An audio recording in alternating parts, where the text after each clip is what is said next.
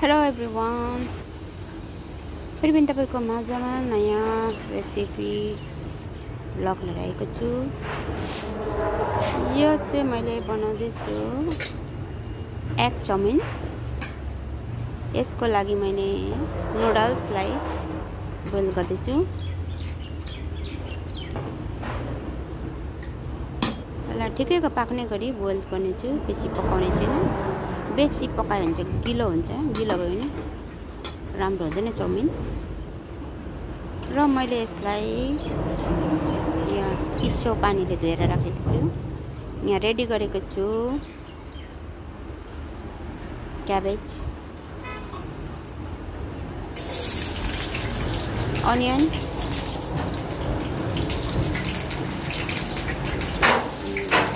Carrot.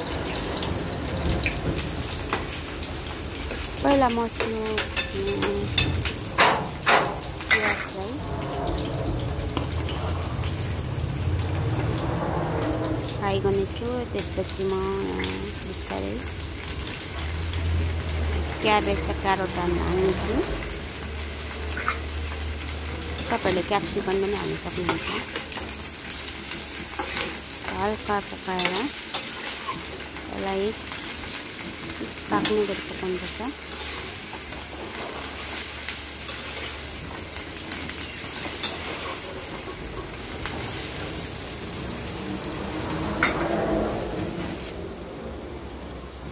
Tomato, काटेको tomato हाल्नेछु।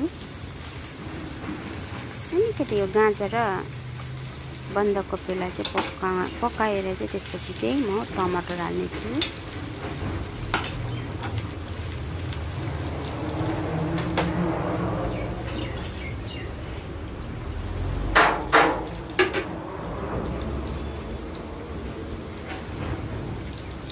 हल्का फ्लेममा पाक्नेछु आगोलाई।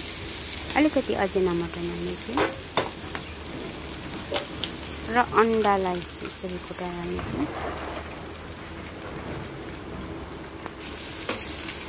आज चाहिँ एग चाउमिन बनाएको। अलिकति पाकेपछि यसमा म नुडल्सलाई हाल्नेछु, बोइल गरेको नुडल्स। र मैले चिसो पानीमा धोएर चाहिँ राखेको थिएँ।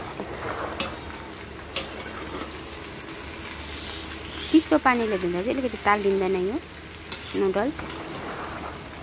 यसलाई मजाले चलाउने छु र एउटा हातले गर्दा अलिकति चलाउन अप्ठ्यारो भइरहेको छ।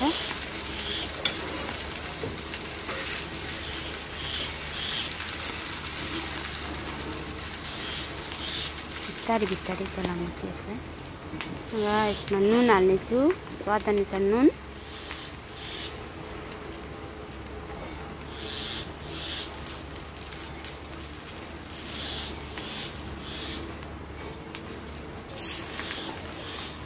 नुन हालेपछि अलिक मजाले चलाउने छु। चलाउने पनि अलिकति ठुलो भएछ है।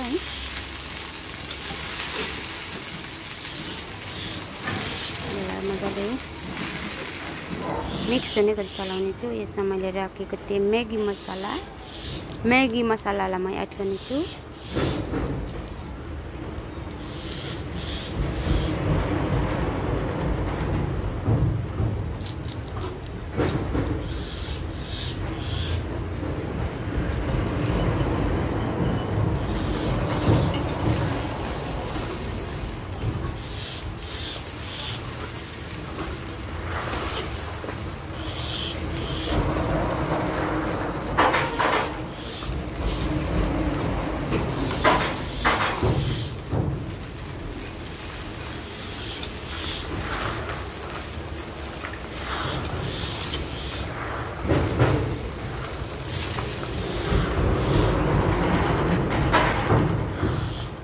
Soya sauce हाल्नेछु।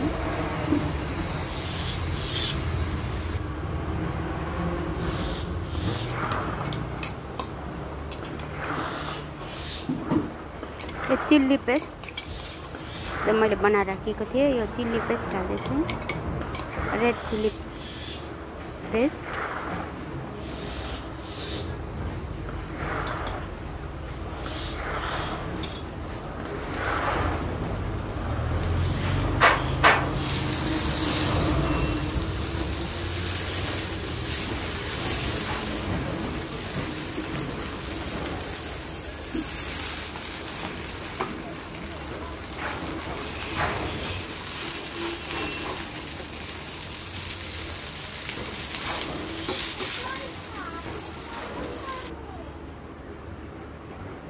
ल मेरो ढिडी भइसकेको छ एक चाउमिन